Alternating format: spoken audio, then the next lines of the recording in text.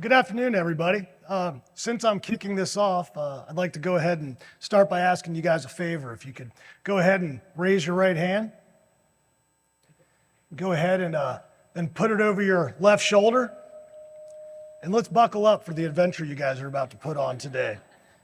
I'm glad you guys laughed. I do that to 17-year-olds and they just stare at me. My name is Tony Macerollo, and I am a public school teacher. I'm a father of two, and I grew up in Washington, D.C. I'm 53 years old, and growing up in the District of Columbia offered a lot of opportunities. Now, it was very shortly after we were in the city that we moved to Clifton, Virginia. I'm a firm believer that the people you grow up with and the geography you grow up with shape who you are. When we moved out to Clifton, Virginia, we had 15 acres of land. So what did we have? We had a lot of woods and very little adult supervision. Here is a picture of my cousin Richie doing one of our favorite fall activities, which was riding our bicycles as fast as we could into a pile of leaves. The bike would stop, you would keep going, and you would land in the pile of leaves. And since it was the 1980s, he did have on his protective gloves. So we were definitely thinking about safety first. In 1986, I turned 16 years old, and the Commonwealth of Virginia decided that they were going to give me a driver's permit. Well, it was a big mistake on their part, because the first thing I did with my newfound license was drove my car underneath the back of a dump truck, and then, to make it even better, I had the wreckage towed to our house in Clifton, where my mother had to stare at this automobile for well over a month. And the reason why it was there was because I was going to fix it up. I was going to turn it into some sort of convertible or maybe something cool, but never thought twice about how my mother would feel about this. In 1988, when I was 18 years old, I made a great discovery. And it was a discovery that changed the rest of my life and the direction that I would go. Washington, D.C. and the Northern Virginia area, it's a car town. You need an automobile to do pretty much anything there. And with our newfound freedom, me and my friends discovered Great Falls, Virginia. Now, Great Falls is a recreational park in Northern Virginia, and the river cuts through Virginia on one side, Maryland on the other. Well, when we started going to this park, this is where I learned how to rock climb, whitewater kayak, and mountain bike. And we spent a lot of our time in this area. Now, as you know, this was the 1980s, so parents weren't really paying attention, I should say. So we were able to do a lot of great things. This is a picture of me at Great Falls, Virginia, cutting my teeth, learning how to climb. But one of the areas that I really fell in love with is in Maryland. Carter Rock, Maryland was a spot where I really learned how to climb, where I learned how to use the proper technique, and I was able to get quite good at it when I was young. Now, I did leave something out of my intro, but you may have caught on to it a little bit when I told you about the car story.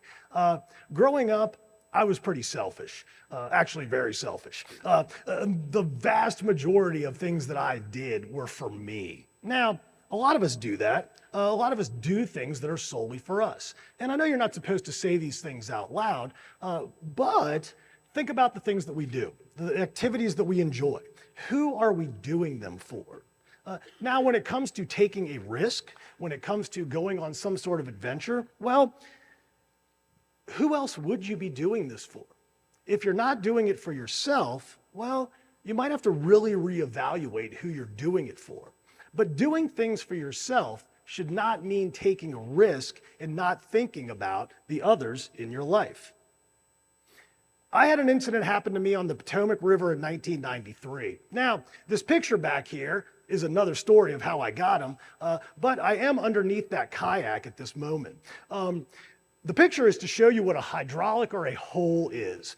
In whitewater kayaking, when water comes over an obstacle and hits a surface below it, it creates what's called a hydraulic or a hole. Now, when the water hits, it recirculates and creates a wave. Now, these waves can be two things. They can be brilliant fun, where you can put your boat in there and surf around, and if you do flip, it's just gonna wash you out. Or it could be what's called a keeper hole, whereas if you get into it, it flips you sideways and you go upside down, it recirculates you. So let's flash back to me being 23 years old, not being that bright.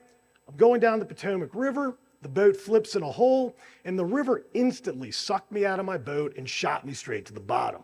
Well, when I was on the bottom, it brought me back up and I was on top. But then it brought me back to the bottom and then it brought me back on top. So I was on spin cycle like this for maybe 7 seconds, maybe 10, but it felt like forever.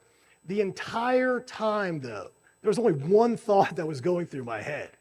And that thought was, my mom and dad are gonna be so pissed if they find out I died in a little plastic boat on the Potomac River.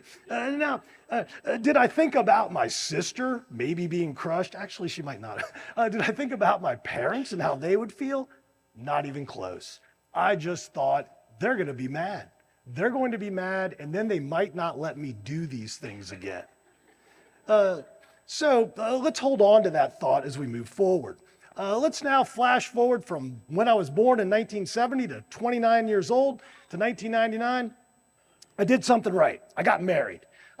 And I ended up marrying someone who is not only just more ambitious than me, but is also better than me. So in 1999, when I got married, we had kids. I had my first daughter, Reagan, in 2002, second daughter, Kennedy, in 2004. And from that time, from 1999 to around 2013, what did I do? I did the family thing. I did what pretty much all Americans do. I drove my kids from activity to activity. I ate a lot. I didn't get a lot of exercise, and I just kind of floundered about. Now, in 2013, I made another discovery, and this discovery was Vertical Adventures in Worthington, Ohio. Vertical Adventures is an indoor rock climbing gym. And while I'd never indoor rock climbed before, both of my kids wanted to go. So that made it even better. And we would go up to this indoor climbing gym, and I found out two things. The first thing that I really found out was I was not the climber I was when I was 20.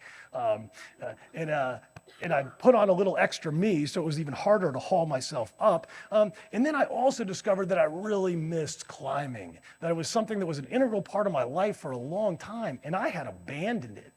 Soon I met friends there. Soon I was doing more and more climbing. And in 2015, I decided I was gonna go climb Mount Baker out in Washington State.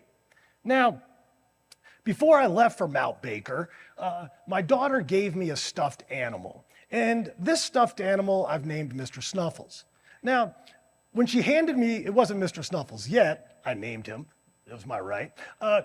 On the flight out there, I started to think about my risk and it not being a solo endeavor. What I really started to think about was not people are gonna be pissed if I die and I'm not gonna be able to do it again. I started to think about if I die on the side of some stupid mountain, people are gonna be upset. My kids are going to be crushed. It's going to be a life-changing event. My wife, things will never be the same. And these were thoughts I'd never thought of before until this trip. So now, when I think about risks and the risks that I'm taking, I think about others involved. I think about my students. 50% of them might actually care if I die at the bottom of some glacier. The other 50% are just gonna be super stoked they don't have to do their government homework. But that's a lot of damage to be done for a selfish activity. Now, Mr. Snuffles also taught me some other things. Mr. Snuffles taught me to know thyself. And as a result, I still take Mr. Snuffles with me on every adventure I've ever taken. I've even got him with me today.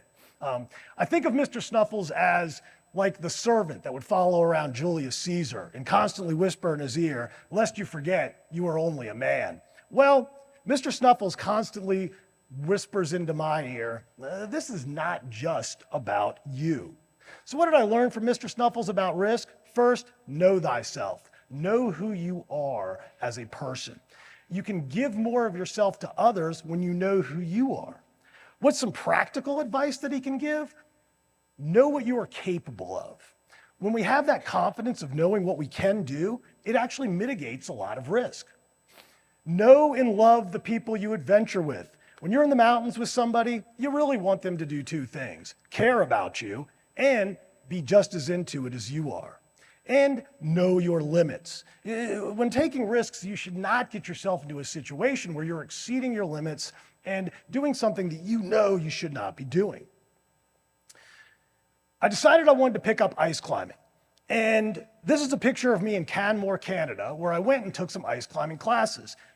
Here's what's different about the old me than the young me. I actually went and learned what I should be doing before I went and did it. And so this class set up my climbing career in ice climbing. And it's brought me to some amazing places. This is Munising, Michigan, with my friend Jordan there on the other end of the rope. This is Winona, Minnesota. I actually took this trip this year. This is Crawford Notch in New Hampshire, Frankenstein Cliffs. And here is Lions on the Beach, which is a water ice 4 climb in the Adirondacks. The Adirondacks are amazing. It's my favorite place to go ice climbing. Why I'm showing you this picture is because this is a difficult piece of water ice, yet I knew what I was doing. I knew what I was capable of. And when I went to go lead this route, I didn't have the doubts that sometimes get in the way when you're taking a risk. Know and love the people you adventure with. You really should like the people who you go into the mountains with. If you don't, it's not going to make for a great day. More so than that, another piece of advice that I'll give you about people who you adventure with, if they ever tell you they're not scared, well, you really shouldn't be with them. Because if they're not scared for their own life, well, then what do they feel about mine? This is my friend Jordan. He and I have gone on an ice climbing trip every year since 2015. And this is a picture of us once we summited Shoestring Gully in Vermont. And the day went too long. Our eyelashes froze over. We had to rappel off the top of this mountain in the dark. But we both had smiles on our faces the whole time. Why? We were present and we wanted to be there.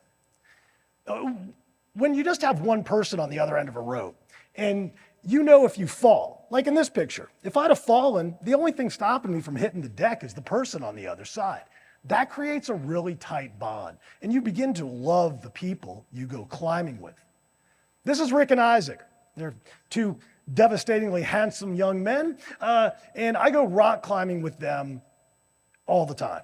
And the best part about Rick and Isaac is that they are stoked to go. They want to go rock climbing. And having that love and interest in the activity actually mitigates a lot of risk. Here's Isaac keeping me safe on this route right here. And what's great is I know that my risk that I'm taking is mitigated in a lot of ways by having Isaac on the other end, somebody who actually cares about my existence. Next, know your limits. We all have limits on what we can and can't do. Sometimes we ignore them and exceed them. Sometimes we ignore them and stay below them. But knowing your limits and what you can say no to is a risk management strategy. Now, I'm a class 3 kayaker. Hard stop right there. Do I want to go to class 4? No. Do I want to do class 5? Absolutely not. I am perfectly happy with the class 3 rivers that I go to and what I can accomplish.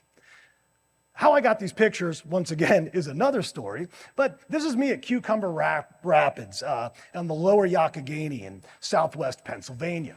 Now, was I exceeding my limits? No, it was a class 3. I knew what I was doing, but I was not paying attention.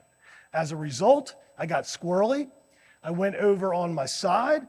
You can't see this part, but I then bashed my face on a rock. Here, I just kind of floated around in some sort of haze on the bottom. I almost rolled my way back up. I think I deserve a round of applause for that. Yeah! But you can stop quickly, because I didn't, and I ended up with 5 stitches in the side of my face and a massive concussion. So when you are taking risks, is it always going to work? No. Can you mitigate risks by knowing who you are, knowing the people you're with, and knowing your limits? Yes. Am I ever going to stop doing these things? The answer to that is no.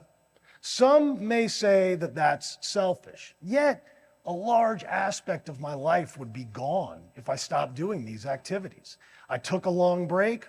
I'm not going to ever take another break. When I do go and take risks, though, I remember Mr. Snuffles, and I remember him whispering into my ear, it's not just about you. So when we go to do something risky, whether it's asking your boss for a raise or going whitewater kayaking, let's keep in mind that risk is not a solo endeavor. There are a lot of people around you who care about you. And if you go in with that mindset and you go from selfish to aware, well, that might be the only risk management strategy you need. Thank you very much.